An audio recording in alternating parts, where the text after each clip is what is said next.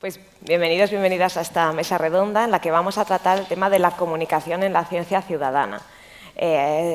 Como sabéis, la ciencia ciudadana es una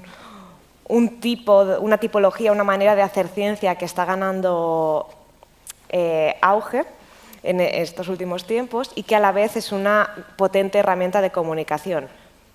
Pero es que a la misma vez, además de ser una potente herramienta de comunicación y divulgación de la ciencia, la comunicación es uno de los elementos clave para que un proyecto de ciencia ciudadana funcione correctamente.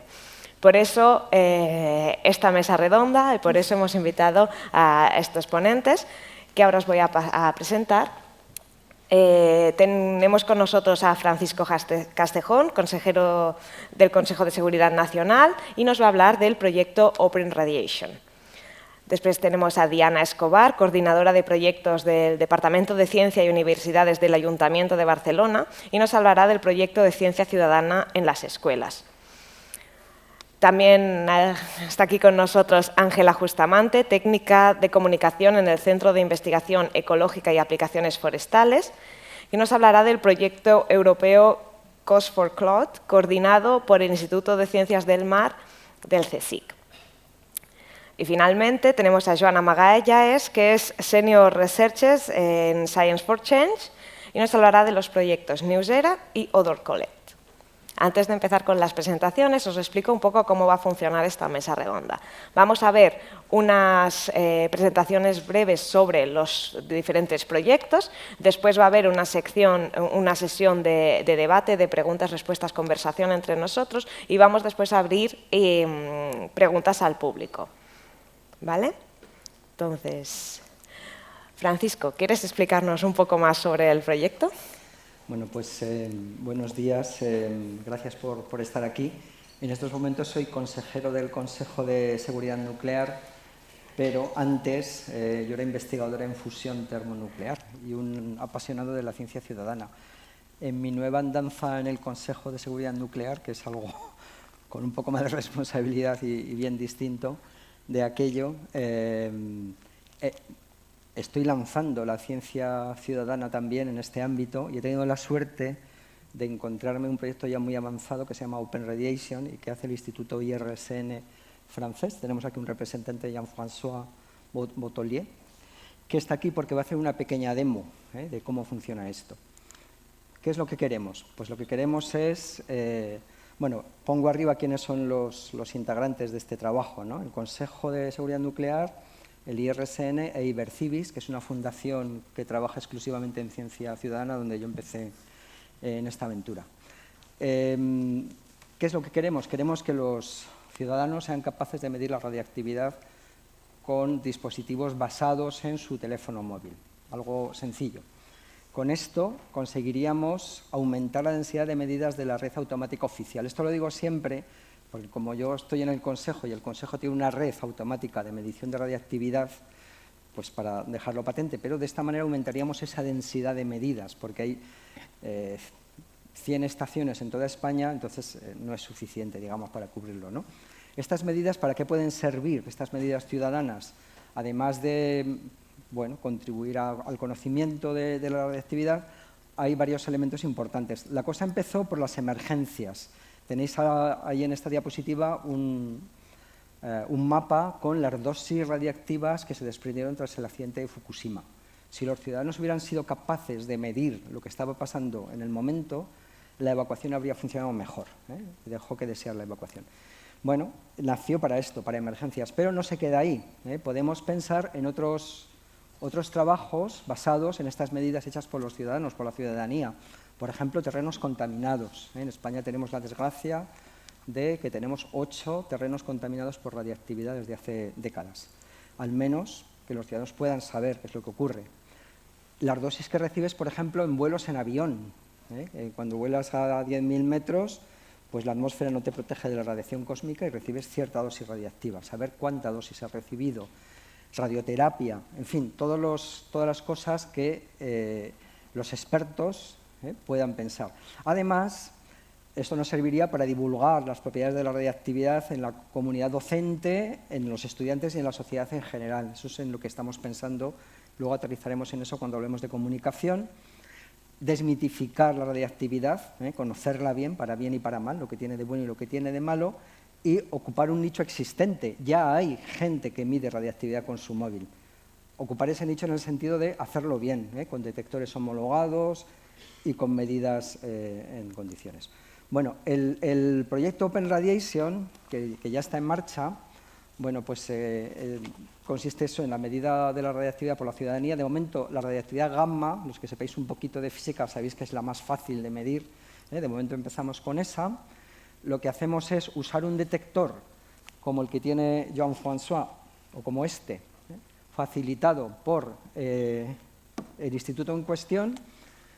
Este detector tiene el inconveniente de que debe ser comprado y cuesta como 150 euros aproximadamente. Y hay una aplicación para el móvil, que ahora os mostrará Jean-François, que es gratis y se conecta por Bluetooth con el detector. Enciendes el detector, mide, envía los datos al móvil, a su vez los envía a una plataforma y allí los datos están abiertos y disponibles para todo el mundo. No hay ningún filtro. No hay ningún filtro. Otra cosa luego es qué haces con esos datos, ¿no? Pero ahí están los datos. Todos los datos están abiertos, como digo, y todo el software es open source, es decir, es disponible. Y finalmente, pues los datos se analizan, cualquier ciudadano puede hacerlo, pero hay un comité de expertos que lo va a hacer, y finalmente se difunden en jornadas de Open Radiation. ¿Are you ready for the demo? Y ahora Jean-François os va a enseñar cómo funciona. Ahí tenéis el detector. Si podéis cambiar, por favor, la pantalla.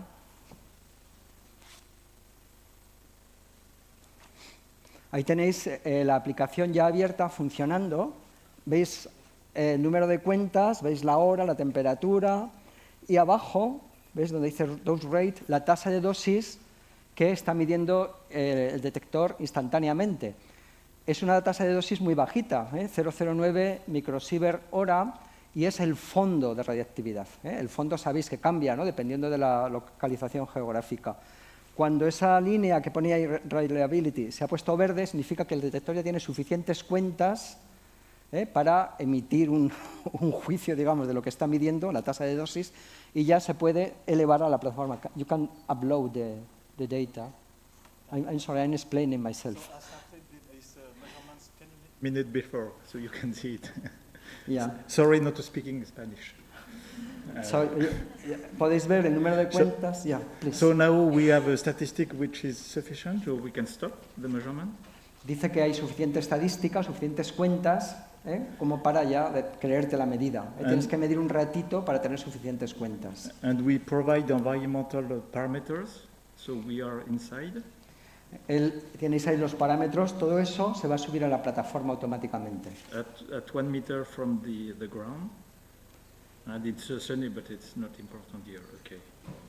So we can write some comments, do picture. I will not do a picture. Podéis escribir algunos comentarios, hacer una foto de vosotros mismos de lo que queráis. Oh yes, but I can. Y ya está.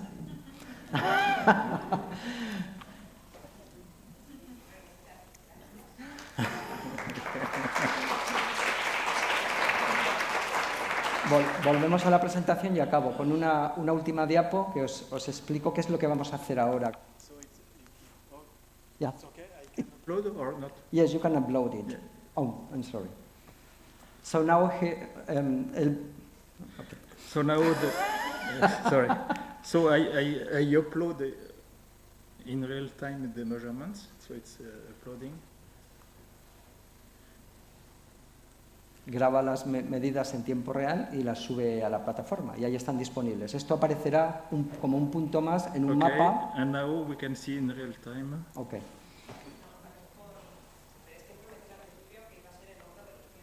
Entonces, Vale. tenemos que mantenernos estrictos al tiempo. Okay, so we can see in real time the measurements here. Sí, okay. Bueno, una última diapo para enseñaros dos cositas y... Perdón, lo siento. Simplemente, ¿qué es lo que vamos a hacer? Vamos a relanzar este proyecto. ¿Cómo? Lo más importante es que vamos a pensar en nuevos detectores, para evitar que el público gaste dinero. Y es la forma de aumentar el número de voluntarios. Y para ello vamos a realizar hackatones, para ver simultáneos en Francia y en España para ver si la gente es capaz de pensar en nuevos detectores, que nos eviten, pues esto, un detector basado en el móvil exclusivamente. Gracias, perdón por el abuso del tiempo. A ti. Thank you very much, Alfonso. Diana, por favor. Sí. Si te dan el pasador de diapositivas. Genial. Gracias. Nos ponéis la siguiente presentación. Gracias. Bueno, hemos empezado por el final, pero gracias igualmente. Perfecto. Buenos días, gracias Carolina y gracias a todos por estar aquí esta mañana.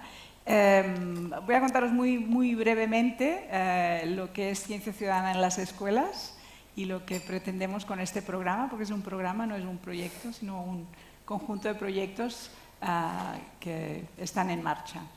Siguiente, por favor. Pero antes de contaros el proyecto exactamente, el programa, voy a hacer una muy breve introducción. Perdona, ahora, ya ves. Una muy breve introducción a por qué estamos aquí. De hecho, como decía Carolina, yo estoy en el Departamento de Ciencia y Universidades del Ayuntamiento de Barcelona, del cual depende lo que se llama la Oficina de Ciencia Ciudadana de Barcelona, que está en activo desde el 2012, cada vez, dijéramos, evolucionando. Empezó pequeña y seminal y ahora, dijéramos, va evolucionando a más y mejor, creemos. Y lo que queremos es que la oficina sea como una plataforma que ayude a apoyar el desarrollo de la ciencia ciudadana en Barcelona y también en el área metropolitana en diversas maneras, ¿no? Apoyamos proyectos concretos a desplegarlos, pero también apoyamos a la creación de nuevos proyectos. Organizamos diversas acciones de comunicación y de difusión de proyectos de los que tenemos y además organizamos programas y uno de estos programas es el que os voy a contar ahora, que es Ciencia Ciudadana en las escuelas. Nosotros, gracias a la oficina, colaboramos con alrededor de una veintena de proyectos a lo largo de estos años, algunos de los cuales están aquí hoy. Por suerte, es decir, que cualquier duda, ellos son los de los proyectos, nosotros somos, dijéramos, los gestores de esta melé, dijéramos.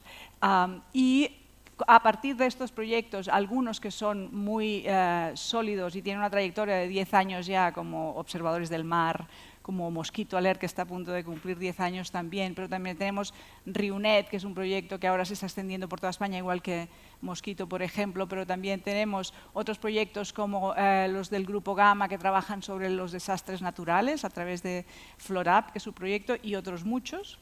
Algunos, además, se dedican a la detección de los focos de emisiones de olores, como Odor Collect, que también tenemos aquí, pero también de ruido y a proponer soluciones. Con todo este, dijéramos, gran potencial de proyectos que están trabajando en la ciudad de Barcelona, nosotros intentamos conectarlos con las escuelas. Y por esto este programa. Lo que hacemos es que vinculamos el proyecto con algunas escuelas, en general escuelas públicas, gracias a la colaboración del Consorcio de Educación de la ciudad, que es el que nos ayuda a conectar realmente. Las escuelas escogen qué proyecto quieren hacer, es decir, no es un proyecto que te ha tocado, sino que las escuelas escogen. Tenemos algunas escuelas, llevamos 5 ediciones, estamos empezando la 6ª, algunas escuelas reincidentes desde la primera edición, algunas que siguen haciendo el mismo proyecto, cosa que en un principio nos sorprendía porque pensábamos, qué raro que quieran seguir, pero al final los propios investigadores se han dado cuenta de la ventaja de esta continuidad porque tienen unos datos asociados a un sitio concreto, en concreto estamos hablando de RIUNET, por ejemplo, que tienen ahora un pool de 5 años de datos que pueden incorporar a sus proyectos. Porque una de las cosas que creemos que es fundamental es que las escuelas, el alumnado, pero también los docentes, están trabajando en proyectos de investigación real. Son proyectos que están en marcha, son proyectos de investigación. Entonces, todas sus observaciones, toda su participación acaba revirtiendo en proyectos y en datos que se van sumando a otros que trabajan los proyectos. Y nos parece que esto es una de las cosas más interesantes, porque la ciencia ciudadana va de participación, pero también va de realmente contribuir, ¿no? Es decir, no es una actividad escolar que pasa en un momento, sino que es una actividad escolar que está revirtiendo en, dijéramos, mejoras y cambios posibles para la sociedad, ¿no? Esta es la parte que creemos que es más interesante de la ciencia ciudadana y que por eso intentamos trabajarla con las escuelas. Como os decía, llevamos 5 años ya. funcionamos con un programa de un trimestre, más o menos, aunque algún proyecto, por la característica del proyecto, trabaja a lo largo de todo un año. Por ejemplo, algún proyecto del CREAF, que se llama Ritma Natura, les interesa monitorear el cambio, dijéramos, fenológico a lo largo de las estaciones de la flora y la fauna, por ejemplo. Entonces, ellos prefieren trabajar todo un año, pero en general son módulos de un trimestre que la escuela puede hacer de común acuerdo con el proyecto cuando la época es más favorable para los dos. Es decir, no harán mosquitos cuando no hay mosquitos, o harán mosquitos cuando hay mosquitos, ¿no? O no harán alergias cuando no están floreciendo, dijéramos, los plátanos en la ciudad, que son uno de los principales focos. Es decir, que se van adaptando y es un trabajo conjunto. Nosotros lo que hacemos es acompañarlos y hacemos esta encuesta previa y posterior, previa tanto a docentes como a estudiantes, de qué piensan que es la ciencia ciudadana y qué se piensan encontrar.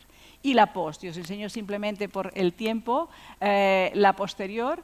Solo destacar que desde el punto de vista del profesorado, destacan la capacidad que tiene un proyecto de este tipo para mejorar el trabajo en equipo. Es decir, aprender y mejorar sus habilidades de trabajar en equipo, pero también destacan que mejora el interés por el tema y por ende por la ciencia en general, pero además que les crea una mayor sensación de responsabilidad y concienciación. Y esto nos parece que es destacable. Y por parte del alumnado, que no se le pregunta cómo le ha cambiado la vida, evidentemente, sino cómo le ha parecido participar en el proyecto, encuentran que participar en estos proyectos es sorprendente, pero sobre todo es excitante, emocionante, dijéramos, pero también útil, que esto es muy importante, además de creativo, ¿no? Entonces, con esto básicamente creemos que el impacto que tiene un tipo de programa como este y la ciencia ciudadana en general es ser capaz de motivar esta interpelación directa al individuo, al ciudadano, en este caso, tanto a los docentes como a los escolares, pero sobre todo intentar hacer posible este cambio de actitudes y de comportamiento. En el fondo, nos llenamos siempre la boca los comunicadores y nosotros que nos dedicamos a más o menos trabajar con vosotros del engagement, este famoso. Yo creo que es una de las cosas interesantes que ofrece la ciencia ciudadana, porque al participar y al ver las cosas muy directamente y al saber que estás contribuyendo, dijéramos, a la co-creación de conocimiento, porque no deja de ser esto, nos parece que es una de las potencias mayores que tiene ciencia ciudadana. Ahora sí, gracias. Muchas gracias, Diana. Ángela, ¿podemos poner la siguiente presentación?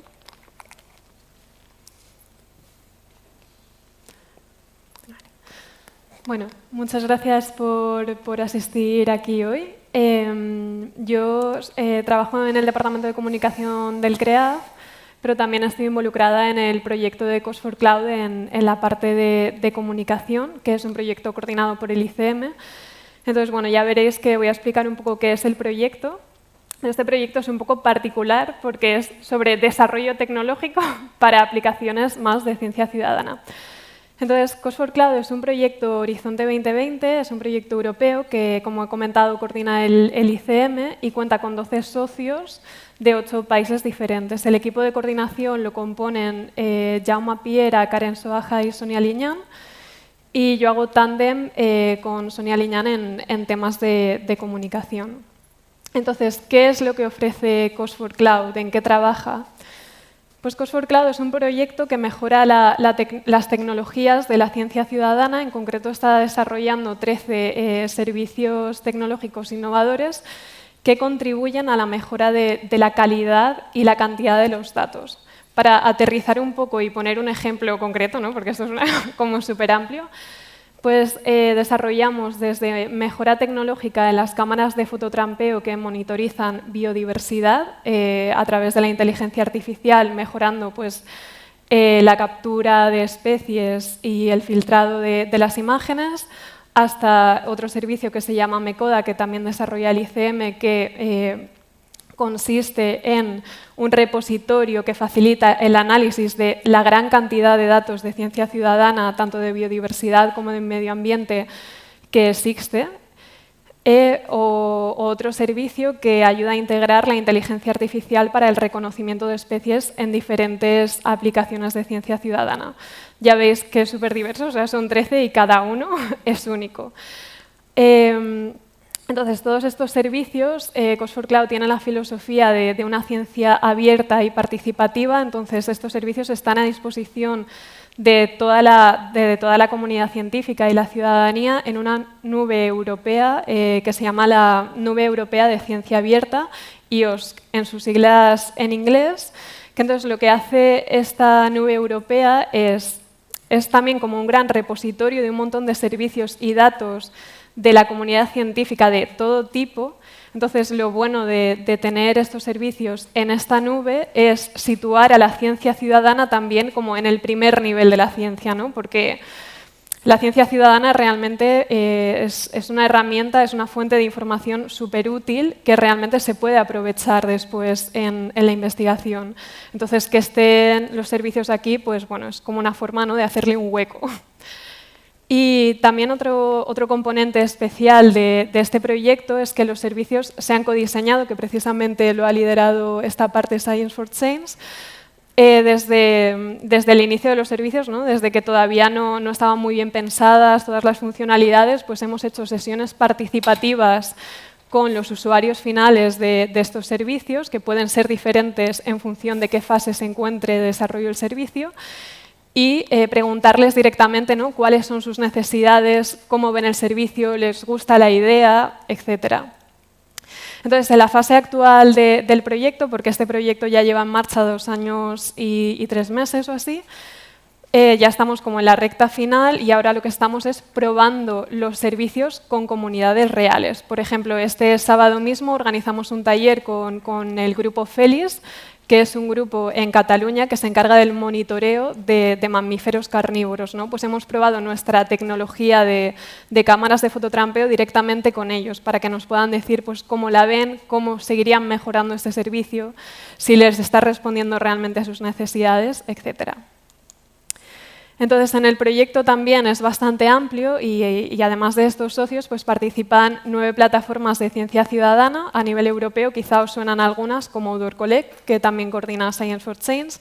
Después tenemos, o sea, son tanto del ámbito medioambiental como, por ejemplo, Canario, que monitorea la calidad del aire, Odor Collect, los olores, que también tienen relación con la calidad del aire, la calidad del agua con FreshWatch, que es un proyecto que coordina Earthwatch, o de biodiversidad, como serían Planet, Natusfera, etc.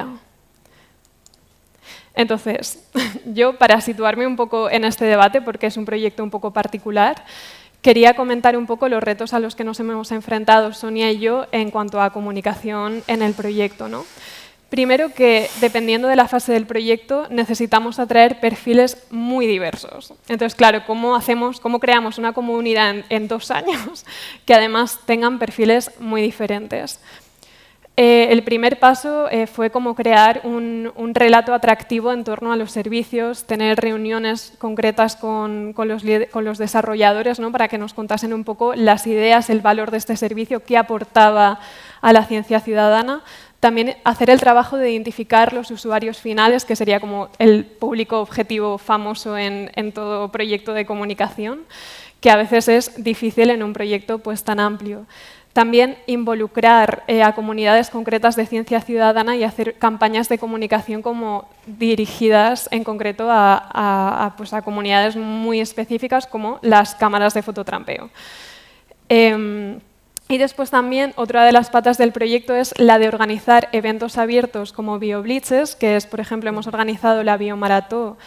Hemos hecho 2 ediciones de la Biomaratón, ¿no?, que es una competición amistosa pues, para recoger observaciones de organismos marinos en la costa catalana, ¿no? Pero bueno, ¿qué es esto de los públicos? Porque por un lado pues, tenemos este público más internacional, de las sesiones de codiseño, más europeo, y después necesitamos hacer engagement con este otro público más local. Y pues ha sido un reto. Entonces, algunos ejemplos que Ángela. Vale.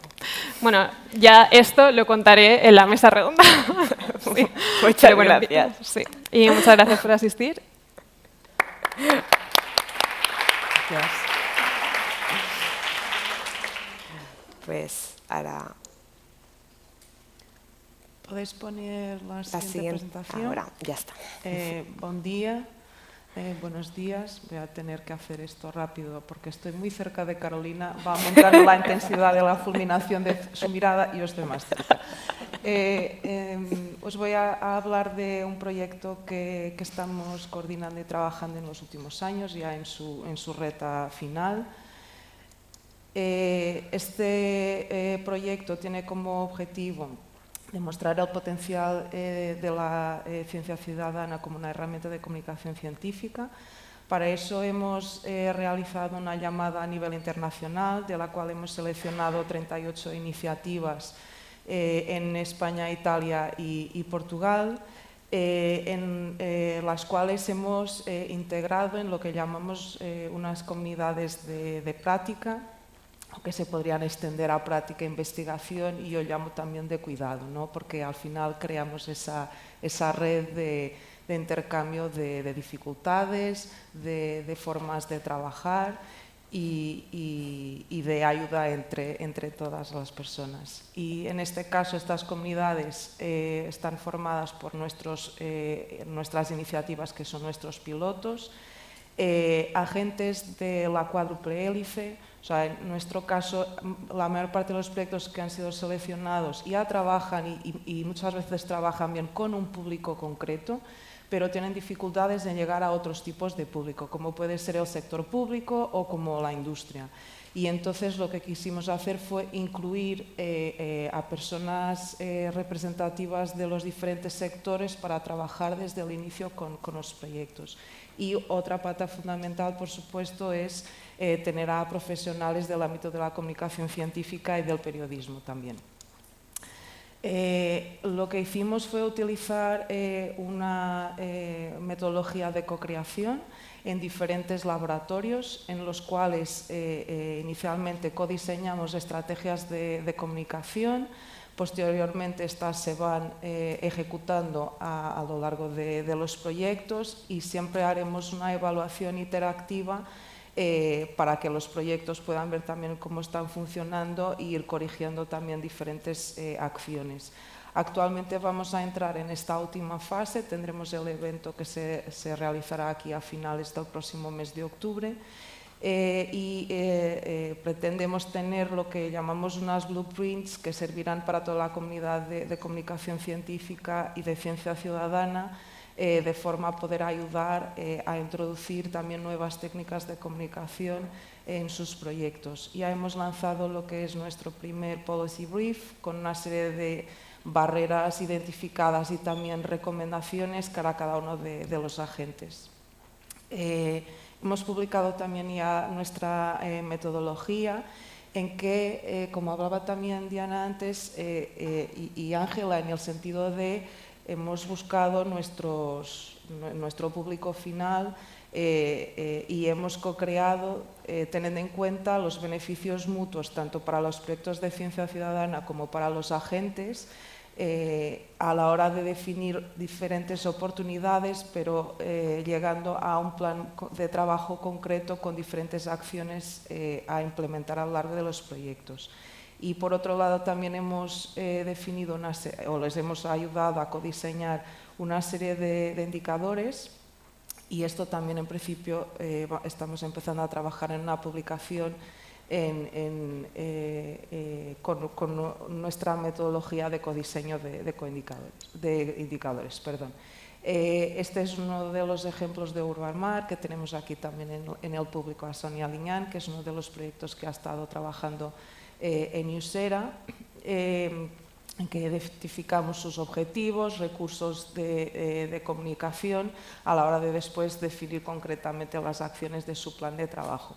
Y ahí tenéis algunas de las ideas de los diferentes proyectos que han utilizado a la hora de involucrar, por ejemplo, en este caso a la ciudadanía. Sí, en este caso los ejemplos que están aquí son de ciudadanía.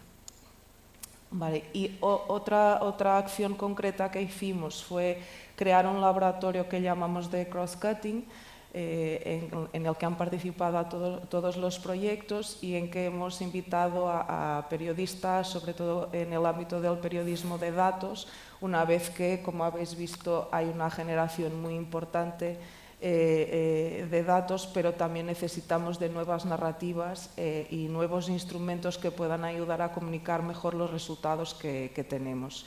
Y el día 28 de noviembre vamos a celebrar también un evento aquí en Cosmocaixa, al cual estáis todas y todos invitados, específicamente en el caso de también cómo puede contribuir la ciencia ciudadana para hacer frente a la desinformación.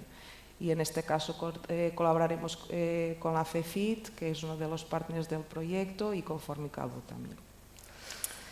Y quería muy brevemente simplemente anunciar un proyecto que acabamos de empezar, que está coordinado por el King's College y que financiará a 125 proyectos de ciencia ciudadana para los próximos años, tanto para impulsar proyectos como ayudar en su sustentabilidad, y crearemos el Premio Europeo de Ciencia Ciudadana, que será fundamentalmente en colaboración con Ars Electrónica, y esperamos que en los próximos meses ya podamos tener la plataforma abierta para todos.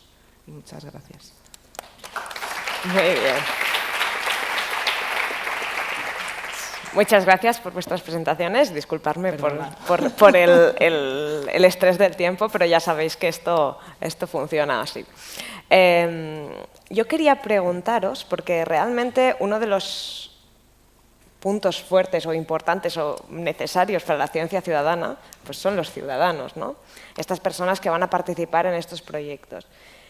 Y la comunicación con ellos es uno de los pilares fundamentales de este tipo de proyectos. Entonces, quería preguntaros sobre vuestra experiencia en este sector y si tenéis algunas recomendaciones prácticas para hacernos sobre cómo conseguir mantener estas relaciones con los participantes en estos proyectos. No sé si quieres empezar, Ángela. Pues en el caso de Cos4Cloud, como ya he comentado, es un caso particular, ¿no? Porque involucramos a muchos tipos de público. Entonces, para no irme por las ramas, pondré un ejemplo. Por ejemplo, en temas de ecodiseño, la estrategia que hemos seguido, ¿no? Como para enganchar a la gente en estos procesos e intentar mantenerla, abrimos un formulario para que cualquier persona que estuviese interesada en los servicios se pudiese apuntar. El beneficio del COVID también es haber hecho sesiones online, entonces esto también nos ha permitido pues, abarcar a mucho tipo de público. Entonces, hicimos una campaña de comunicación en la que le pedimos a los socios del proyecto, que como habéis visto también son pues, diversos, que nos ayudasen a hacer promoción de esta comunidad de ecodiseño de los servicios. También otra de las estrategias fue crear una narrativa en torno a los servicios. ¿Por qué estos servicios pueden interesarte, ¿no? ¿Por qué es interesante que tú participes en el desarrollo de estos servicios? Porque después los podrás utilizar tú. Es un servicio para ti, ¿no? Vas a formar parte de esta ciencia participativa. También lo más complicado es después, vale, vienen a la sesión, después el mantenimiento de esta comunidad, ¿no? Entonces yo creo que el mantenimiento en cualquier proyecto de ciencia ciudadana pasa por el reconocimiento y mantener estas vías de comunicación con ellos. Entonces pues les hemos hecho, por ejemplo, entrevistas que hemos publicado en la web, les hemos mencionado en redes sociales y todo este tipo de cosas yo creo que son importantes para mantener, ¿no? Este nexo y este retorno. No sé qué pensáis. Bueno, estaba mirando a Francisco en realidad, porque creo que puede tener un reto interesante a conseguir gente. En nuestro caso, la verdad es que casi es a la inversa, ¿no? Hemos explorado y hemos descubierto, no hace falta ser muy avispado para eso, que existe una inquietud ciudadana por este tema de la radiactividad ambiental. Tiene múltiples aristas y múltiples facetas, ¿no? Pero existe. No solo eso, sino que ya existían algunas aplicaciones para móvil que servían para hacer este trabajo, ¿no? Entonces, desde el punto de vista de un organismo regulador, el Consejo de Seguridad Nuclear, o un instituto que trabaja para otro organismo regulador, la Autoridad de Seguridad Nuclear francesa, es muy interesante que seamos capaces, digamos, de ocupar ese nicho que ya existe, ¿eh? Entonces, de ahí este proyecto Open Radiation y el lanzamiento que vamos a hacer en España del proyecto con estos hackatones, ¿no? Intentar que desde los reguladores podamos empoderar a los ciudadanos, pero con calidad. O sea, la ciencia ciudadana tiene que ser ciencia, ¿eh? Los detectores tienen que estar homologados y medir bien, tenemos que saber interpretar los datos. Si yo pongo esta medida allí y vosotros la veis y nos digo esto es radiación de fondo y la dosis es bajísima, todo eso hay que transmitirlo, ¿no? Entonces, el esfuerzo de comunicación tiene que ver más con enganchar con esa inquietud que existe, y hay algunos grupos de interés, algunos, digamos, objetivos que son claros, ¿no? Hay organizaciones ambientalistas, los docentes, cómo no, todo esto. Entonces, es un poco el esfuerzo que hacemos, ¿no?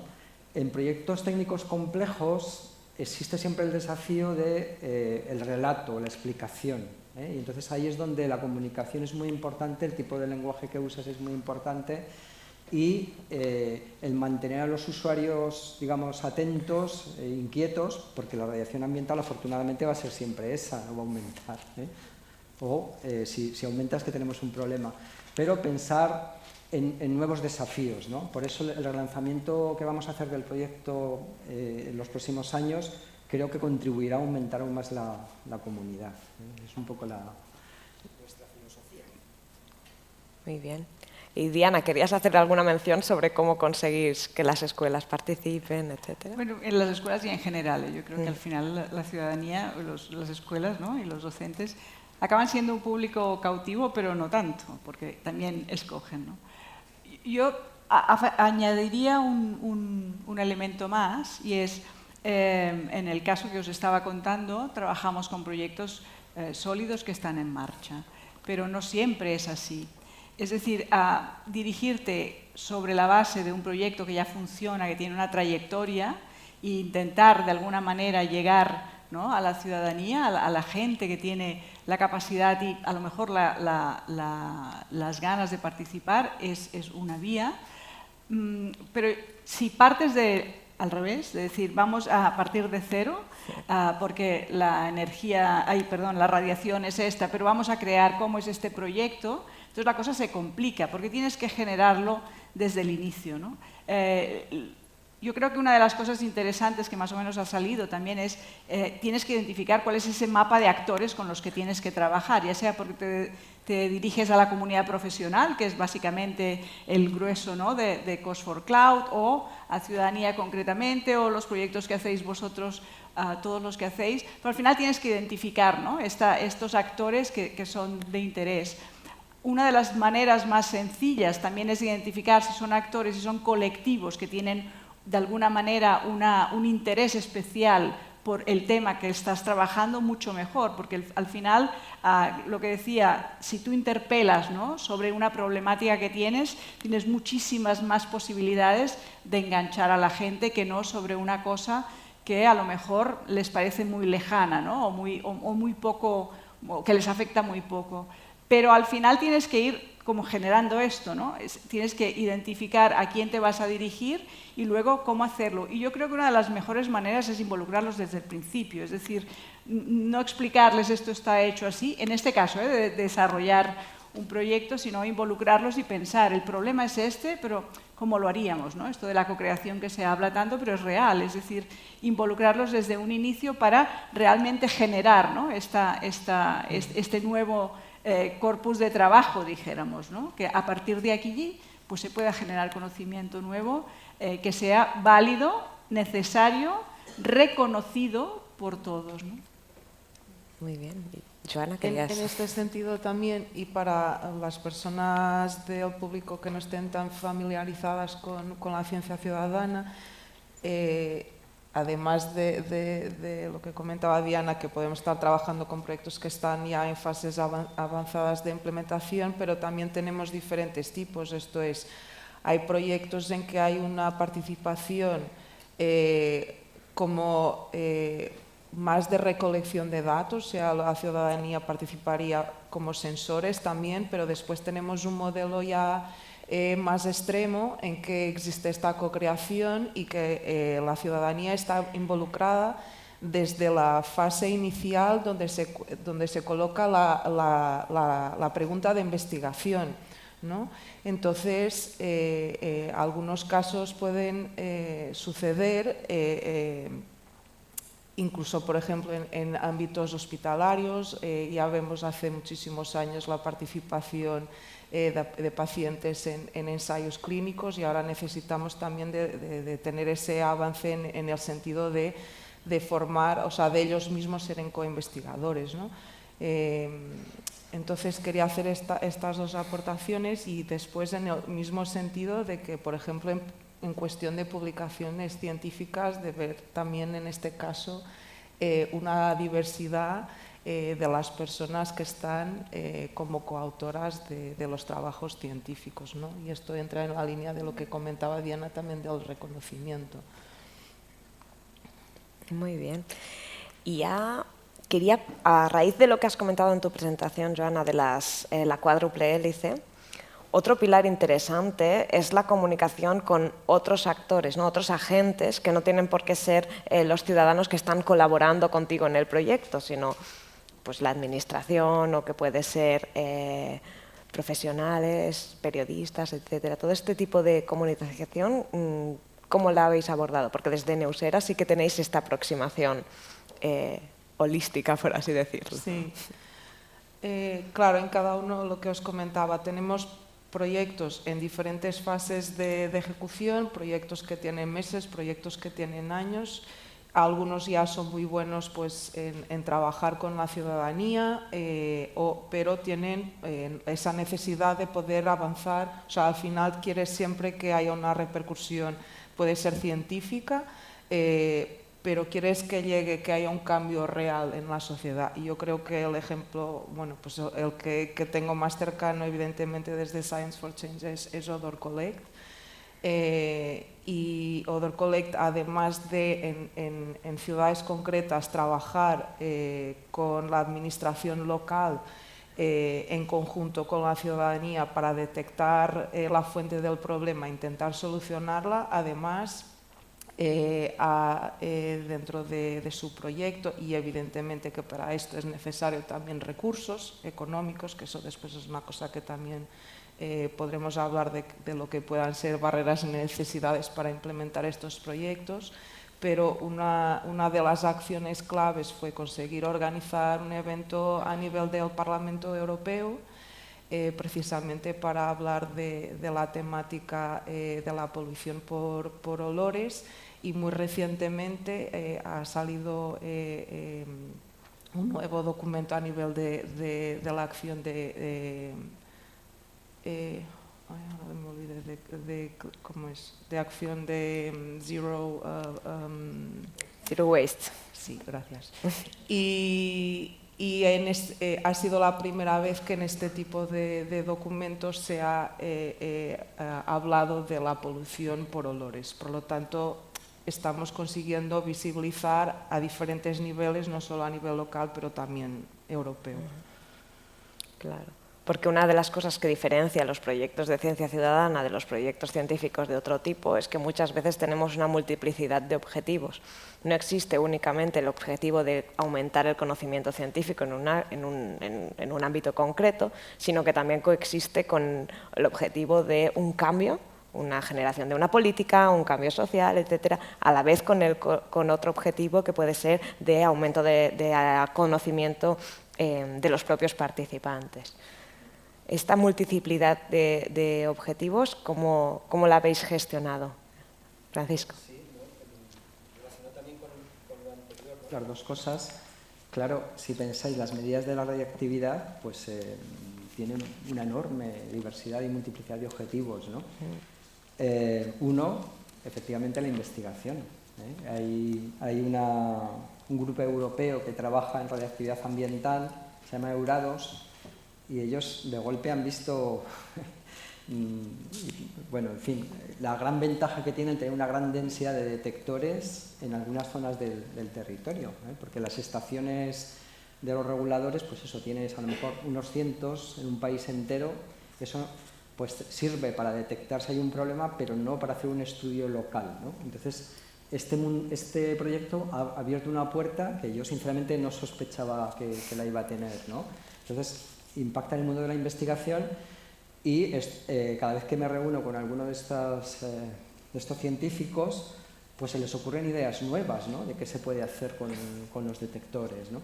Además, hay otros agentes externos que comentabais antes, ¿no? Por ejemplo, protección civil, ¿no?, que en caso de una emergencia radiológica, no necesariamente nuclear, ¿no?, una bomba sucia, por ejemplo, en ese caso, las primeras medidas que tendrían disponibles serían estas, las primeras indicaciones sobre qué hacer y qué decisiones tomar serían estas. Luego también, aún no hemos hablado con ellos, pero lo vamos a hacer. En Francia sí, en Francia ya lo tienen integrado en el mundo de las emergencias, de la preparación de emergencias. Aquí lo vamos a hacer en el momento en que tengamos suficientes detectores en el territorio, ¿no? Para eso, vuelvo a lo mismo que he dicho antes, es muy importante abaratar el precio, O sea, que a un voluntario le cueste poco dinero, ¿no? Y luego hay un mundo que aparece nuevo en el mundo de la radiación ambiental, que son los residuos que tienen que ver, pues, con la minería, con los pozos de petróleo, todo eso está sin cubrir. Entonces, lo mismo, ¿no? Este proyecto entraría allí y permitiría conocimiento para actuar a corto plazo, pero también conocimiento para avanzar en la investigación, ¿no? Entonces, sí, yo creo que a mí me parece importante que un proyecto tenga en cuenta también, ¿no?, estos desarrollos, de alguna manera. Sí, por ejemplo, en el caso de Cos4Cloud, que eso sigue siendo como un caso así muy particular, que también toca varias patas, o sea, podemos tener ejemplos tanto de trabajo con comunidades locales y llegar a este sector más de la ciudadanía, como puede ser a través del evento de la Biomaratón, en el que se involucra a la ciudadanía para la recogida de datos y después con estos datos se hace una nota de prensa, ¿no? O sea, por ejemplo, el año pasado no sé cuántas especies invasoras se detectaron, pero se detectaron varias especies invasoras, hubo una nueva mención, una especie que no se había avistado en la costa catalana, entonces después, con estos datos, también lo que se pretende es nutrir artículos científicos que demuestren, ¿no?, la utilidad de todos estos datos como fuente de información. Por otro lado, también a otros sectores a los que queremos llegar es este sector más que hablamos europeo, público, del sector más científico, ¿no?, de hacer un hueco ahí a la ciencia ciudadana. Y esto lo estamos haciendo a través de la Nube Europea de Ciencia Abierta. Entonces, lo que estamos trabajando con ellos para también hacernos el hueco ahí, pues son casos de estudio que publicamos en su propia plataforma, ¿no?, de cómo se han utilizado estos servicios para que esta comunidad científica pues le vaya resonando más el tema de la ciencia ciudadana. Y por otro lado también para llegar al sector más de los tomadores de decisiones, una de las cosas que estamos haciendo son policy briefings que también reivindican pues esto,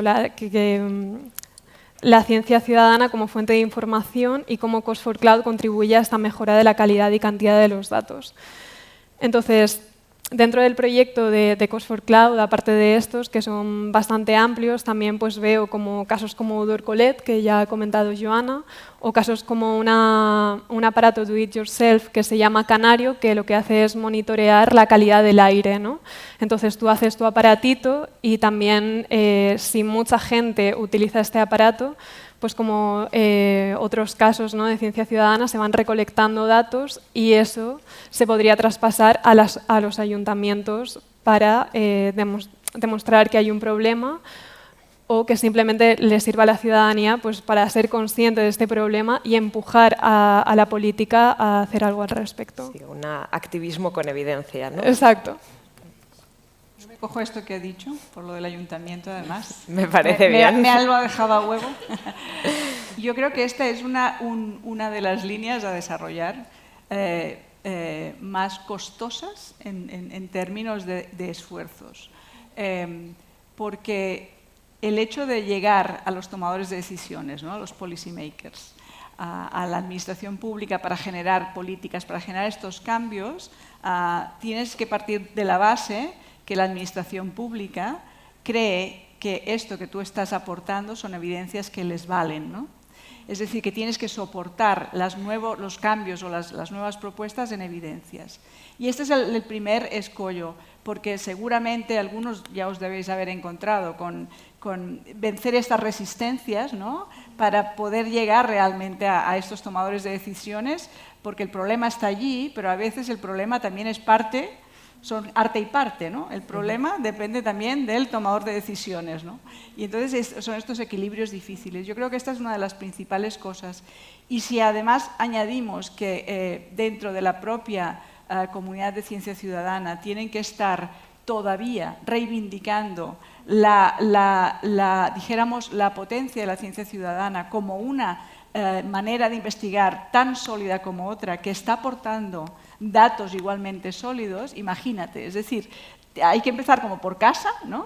Es decir, hay que estar explicando en la casa de muchos todavía, ¿no?, que la investigación que están haciendo, aunque incorporen ciudadanía, están generando datos válidos, igual de comparables a otros, con aparatos más sencillos o no, a través de una app, ¿no?, que parece que es como menor y minimizable. No. Entonces, este es el primer paso y a partir de allí hay que ir convenciendo realmente todos los estamentos.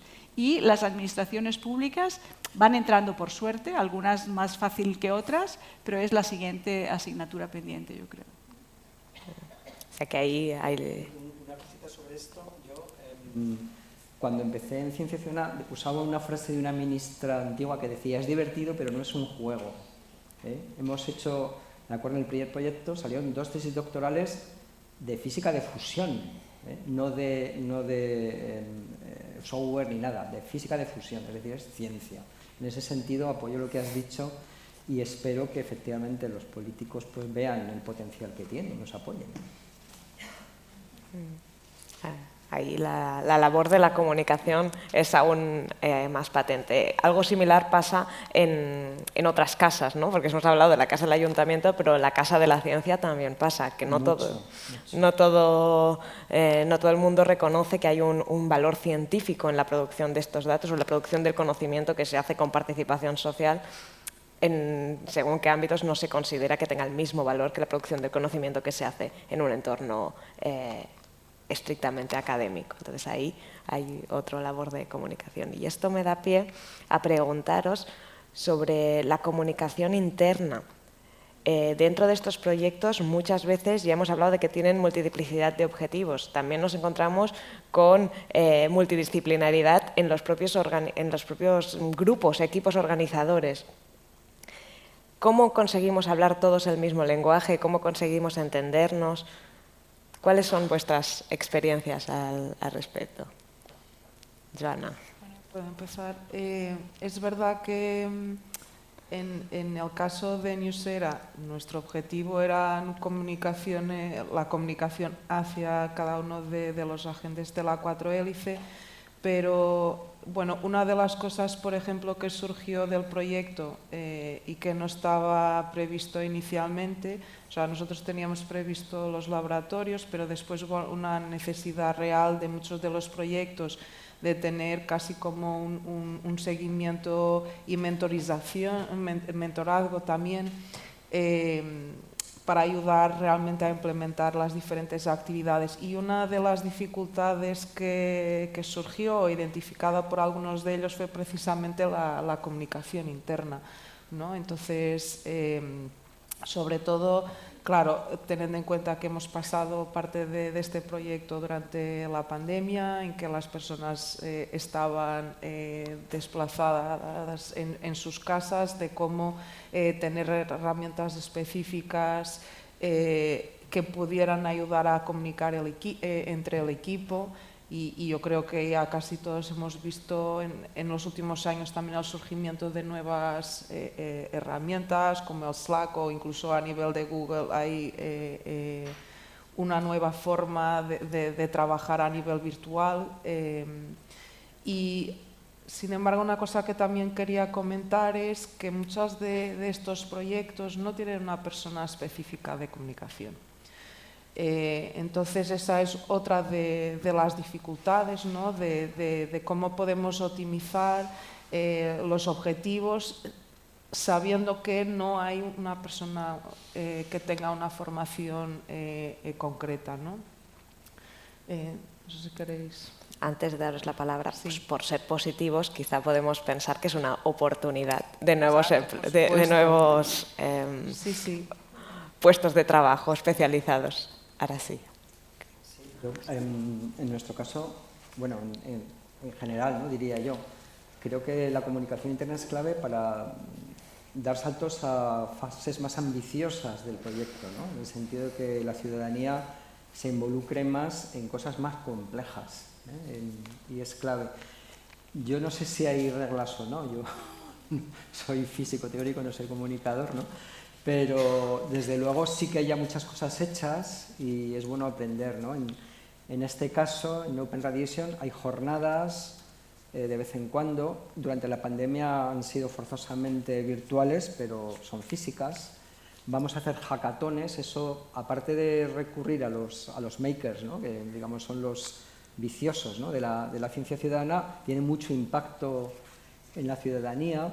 Entonces, yo creo que con todo eso sí que se consigue ese plus, ¿no? De un lenguaje complejo, unos temas complejos, consigues la gente más cercana al proyecto, la parte interna, pues dinamizarlo, ¿no?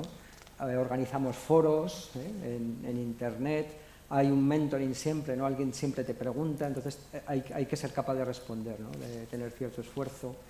No sé, yo creo que los que sabéis más de comunicación podéis pensar más en las herramientas, pero al final los contenidos tienen que ser eso, inteligibles pero complejos, ¿no? Yo creo que ese es el desafío. Diana. Diríamos, otros proyectos, dijéramos internos, no te podría decir, veo lo que veo, pero no es nuestro caso, pero en cambio sí que creo que tal como funcionamos y con lo que llevamos entre manos, una de las, dijéramos, de las estrategias que yo creo que es más interesante para compartir es que consideramos que la red de proyectos con la que colaboramos constituye una comunidad de práctica en sí mismo. Y esto lo aprovechamos porque intentamos compartir entre todos los proyectos qué es lo que está pasando, no qué es lo que le pasa a cada uno, pero a través de nuestros programas transversales podemos compartir las experiencias, lo que está pasando, te ha pasado esto, no sé qué, en casos, dijéramos, más claros, ¿no? Es que cuando vas a una escuela y te pasa no sé qué, bueno, pues yo he hecho esto, a mí no me están funcionando los materiales que tenía, hombre, pues... Y creo que esta es una buena manera de comunicación interna, en nuestro caso, como comunidad. Veo por ahí las compañeras de Eduscopy, que las veo allí, que nos ayudan en todo este trabajo también de alguna manera dinamizar esta comunidad de práctica e intentar que realmente se compartan las experiencias, porque uno puede aprender de los otros. Es decir, para mí esto sería nuestra comunicación interna respecto a los proyectos, ¿no? Muy bien. En mi caso, la comunicación interna, como es un proyecto que abarca tantos socios de diversos países y cada socio está haciendo un trabajo absolutamente diferente al otro, hay algunas similitudes, pero es eso, cada uno pues, está, ¿no?, en su parte del proyecto. Entonces, la función de comunicación un poco es enterarte de todo lo que está pasando en el proyecto, de enterarte de todo lo que está pasando y después desgranarlo en un lenguaje que se entienda para poder hacer difusión pues, a través de redes sociales, a través de la web, comunicarlo a nuestra comunidad de diseño, etc. Entonces, esto sí que ha supuesto un reto, pero sobre todo lo que intentamos implementar es estar en contacto continuo a lo largo de todo el proyecto pues, con todos los partners. Por ejemplo, enviamos formularios, ¿no?, para enterarnos de lo que están haciendo, hacemos reuniones concretas con ellos, sobre todo con los desarrolladores de los servicios, para poder saber si hay algún avance en concreto. Y también tenemos como otra herramienta como de comunicación interna dirigida más a los participantes de nuestras actividades, que sería, por ejemplo, un boletín de noticias, donde ahí recogemos pues, todas las actividades que hacemos y también todos los nuevos resultados. También abrimos un canal de Telegram enfocada como a esta comunidad de codiseño para mantenerlos informados pues, de todas las novedades que pudiesen interesarles. Y también siempre les facilitamos pues, nuestros contactos en todas las jornadas y eventos, talleres que hacemos, ¿no?, para que exista seguir manteniendo este canal de comunicación directo con el proyecto. Muy bien. Muchas gracias a todos por compartir vuestras experiencias. Vamos a abrir el turno de preguntas del público. ¿Alguien quiere hacer alguna pregunta? Vale, ahora os traen el micro, está bajando por aquí y luego por ahí. Hola, bueno, primero, gracias a todos. Yo estoy encantada. Yo soy Sonia, trabajo con Ángela en el proyecto Ecos for Cloud y también con Joana. Estoy encantada de que hoy haya esta mesa de ciencia ciudadana. Y yo últimamente una de las preocupaciones que tengo, bueno, preocupaciones entre comillas, es cómo implicar al ciudadano en la parte, yo diría, final de un proyecto de ciencia ciudadana. Al final nos estamos co-creando conocimiento, generamos un montón de información, pero yo tengo la sensación que muchas veces ese conocimiento, esa información se queda en repositorios internacionales, se queda en base de datos, pero como estábamos hablando antes, muchos investigadores e investigadoras no confían aún suficiente en esos datos como para utilizarlos en su investigación en el día a día. Y pensaba que una de las maneras, por ejemplo, inspirándome mucho en el proyecto de Odor Collect, que creo que está muy bien empoderar a las propias personas, ¿no?, que han recolectado esos datos, y el reto que nosotros nos encontramos ahora en Ecos for Cloud, en otros proyectos en el Instituto de Ciencias del Mar, es, vale, hemos generado un montón de información, ¿qué hacemos con esta información? ¿Cómo podemos empoderar a los ciudadanos para que ellos mismos analicen esos datos, para que los interpreten, o quizás buscar otras comunidades de práctica que nos ayuden a hacerlo, pero cómo hacer que esa información no se quede perdida? Entonces, no sé si tenéis alguna experiencia, consejo, todo será bienvenido. Uno de los proyectos que tenemos en Newsera trabaja específicamente con la temática de gentrificación, y uno de los retos que tienen precisamente es que ellos no quieren ser las personas visibles. O sea, las personas investigadoras del equipo principal, que es de una universidad, y lo que quieren es que sean las personas realmente que hablen de los problemas, ¿no? Y yo creo que en ese sentido de la palabra clave que comentó antes Carolina, del activismo, yo creo que necesitamos de que las personas hablen de los problemas reales que están viviendo, y que con esos proyectos puedes ayudar a primero visibilizar o encontrar con otras personas soluciones para eso. Al final yo creo que querer involucrar a la ciudadanía es involucrarla para resolver problemas que tienen. Y no solo resolverlos, es que ellos mismos identifiquen problemas que la comunidad científica desconoce, ¿no? Entonces yo creo que crear, por ejemplo, esa figura de embajadores de los proyectos, o sea, hay muchos casos también en proyectos a nivel de ambientales o a nivel de salud también, que van a los parlamentos, que van a diferentes lugares y que son embajadores visibles de los proyectos, ¿no? Además es un propio reconocimiento a las personas que están trabajando. Creo que si el proyecto tiene, digamos, una parte aplicada, estoy pensando, en nuestro caso creo que es claro, ¿no? Pero en un proyecto más complejo, ¿no?, que tenga una parte aplicada, de alguna manera que efectivamente resuelva problemas de la ciudadanía o prometa resolverlos en cierto plazo, el secreto es ese, ¿no?, mostrar esa parte aplicada, es decir, estás contribuyendo a resolver este problema. En el caso de Open Radiation, ya digo que es claro, si estás cerca de un terreno contaminado o si estás en una zona granítica con mucho radón, el interés en tus medidas es tu vida, ¿no? Pero a partir de ahí, pues puedes avanzar un poco más, ¿no? Decir, bueno, pues qué tipo de detectores voy a usar, si son más ligeros, si funcionan por Bluetooth, o qué más voy a saber de los efectos de la radiactividad, etcétera, ¿no? Si tiene esa parte aplicada, yo creo que el arte es saber difundir esa parte aplicada, ¿no? Si no la tiene, lo veo más complicado, pero entonces habría que recurrir a eso, a la curiosidad científica, que yo no sé si tenemos todos y todas, pero que sería bueno que todos y todas lo tuviéramos, igual que leemos libros de literatura, ¿no? Es también cultura.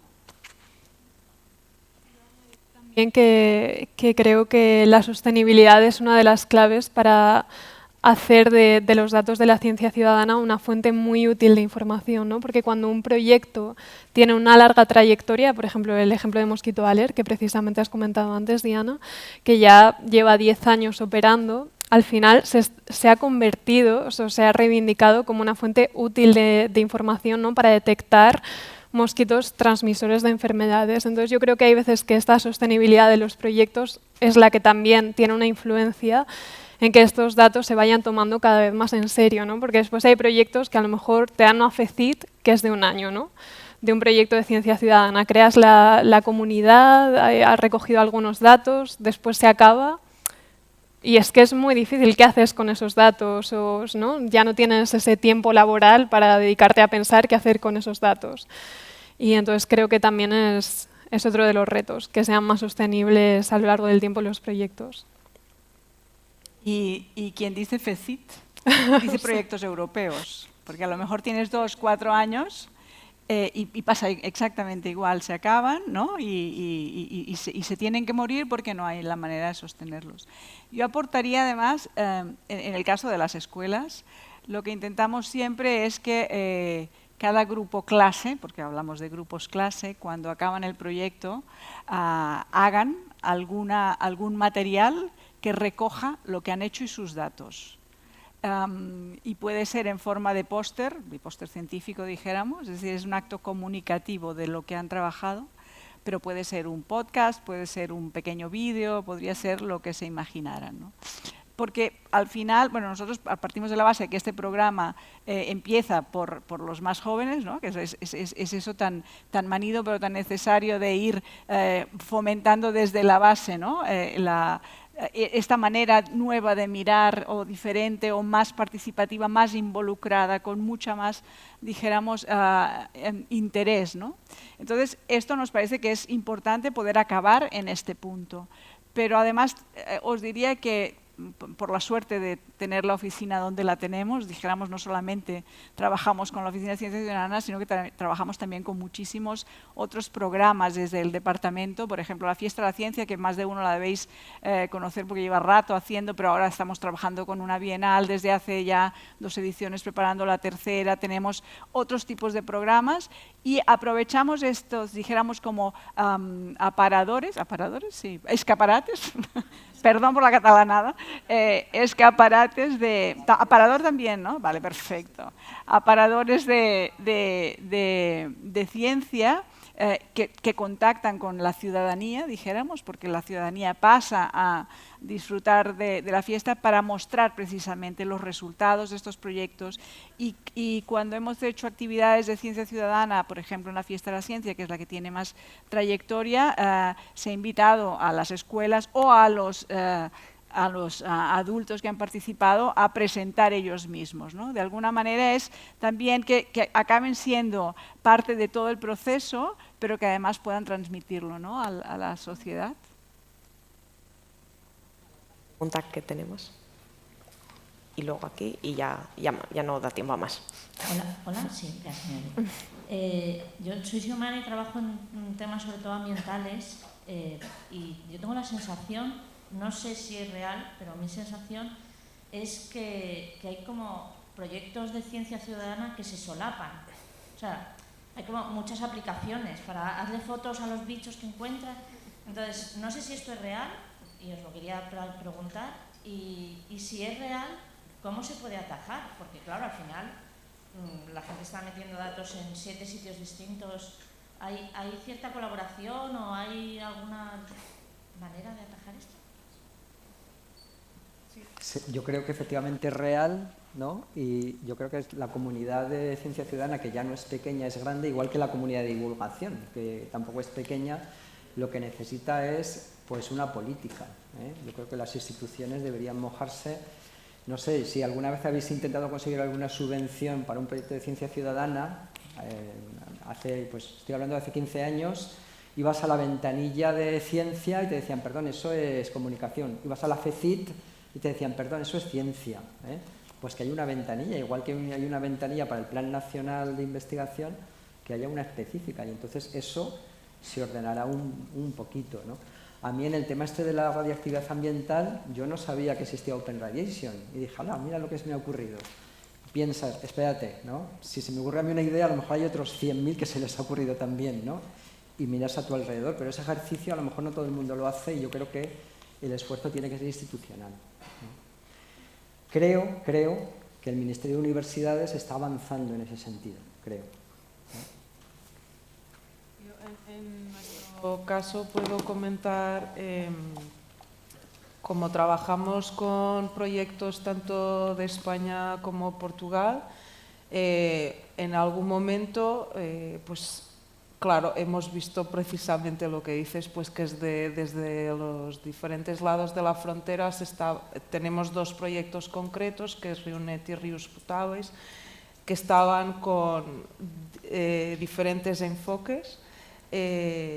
Y nos preguntamos si realmente en un proyecto que está enfocado a los ríos y todos los ríos de Portugal excepto uno nacen en España, si la temática concreta no puede ser transfronteriza. Y efectivamente han creado un grupo de trabajo en que ya están otros 17 proyectos a nivel ibérico, precisamente para poner en común metodologías, de forma que también puedan comparar los resultados, ¿no? Porque al final, si es lo que dices, tienes X apps y no puedes ni siquiera compararlo fuera de tu territorio, pues intentemos realmente armonizar. Es que además creo que para la gente que participa es un poco frustrante. ¿Dónde meto los datos? ¿Sabes? Yo a mí me genera un poco de inquietud. Sí, hay una cosa que Francisco comentó al inicio, una palabrita que es homologación. Y en este caso yo creo que también es importante que realmente para que las metodologías sean válidas necesitamos de pensar también en ese paso, ¿no? Entonces hay metodologías y apps que ya tienen su homologación a nivel de ciencia ciudadana y otras que no. Es evidente que la ciudadanía a la hora de participar no está enfocada, no ve ese detalle, pero sí que yo creo que también tenemos que hacer ese paso siguiente e intentar pues tener validaciones concretas para poder valorizar la tecnología que se está creando. Vamos a dar paso a la última pregunta del público. Bueno, gracias a todos por vuestras intervenciones. Yo quería preguntar cómo manejáis en vuestras iniciativas o en las plataformas en las que estáis el tema de la inclusividad, la diversidad de capacidades, las multilenguas, las múltiples formaciones, educación, etcétera, etcétera, ¿no? Porque en algunos casos me imagino que, bueno, que tampoco es algo tan imprescindible, que sería simplemente una cuestión de justicia social, comentarlo, pero en otras puede ser clave, ¿no? Yo estaba pensando, por ejemplo, pues con el radón, ¿no? La gente que está viviendo en cuevas y que tiene una alta concentración de radón, y quizás, pues cómo puedes llegar a estas personas que serían estratégicas, ¿no?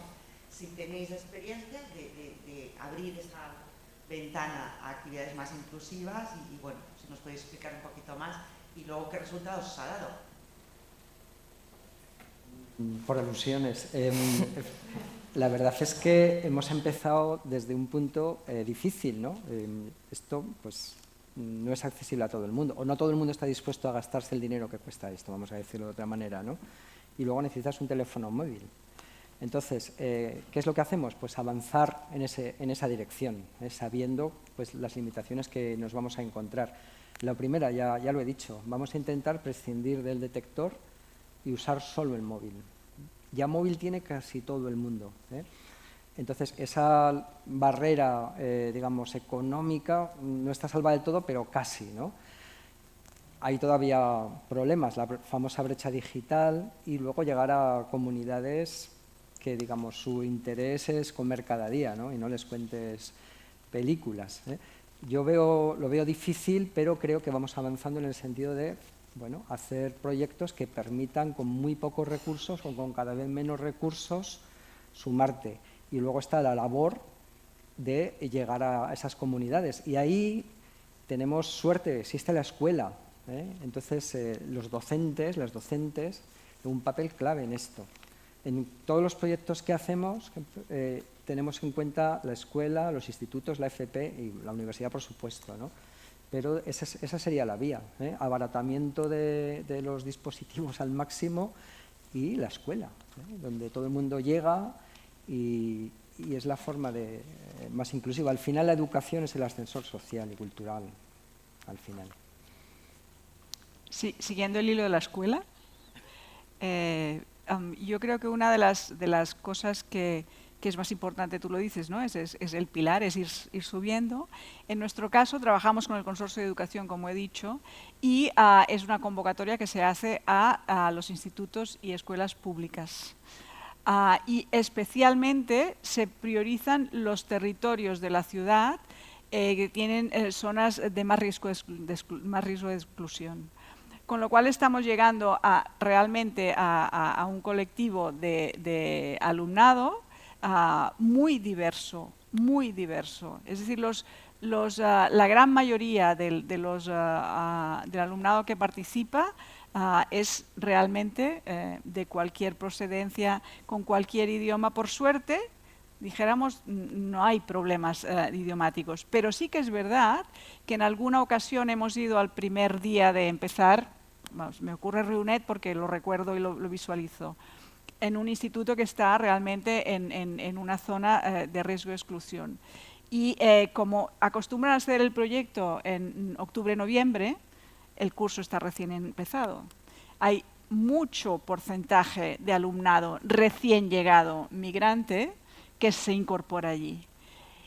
Con lo cual, el tema del idioma es un problema, pero al final acaba siendo parte de todo el grupo. Es decir, que en un primer momento a lo mejor sí que están excluidos porque no te entienden todas las palabras cada una, pero al trabajar en equipo, que es la parte más interesante de estos proyectos, esto se solventa, ¿no? Yo creo que es la manera, la escuela es una grandísima manera de empezar y de realmente equilibrar, dijéramos, las fuerzas y los esfuerzos, ¿no? Sí, yo en la línea también, siguiendo la línea de Diana en cuestión de trabajar con zonas de riesgo de exclusión social, sabemos también que el mayor impacto de polución ocurre en estas zonas y el mayor impacto en las mujeres también, ¿no? Y en este sentido, por ejemplo, esto sí que ha sido una cosa que se tuvo en cuenta desde el inicio, por ejemplo, en el caso de Odor Collect, y las campañas y todo el material de comunicación se ha tenido en cuenta en cuestiones neutrales de género, pero también acciones concretas, por ejemplo, en diferentes países, porque se realizó en África, Europa y Chile.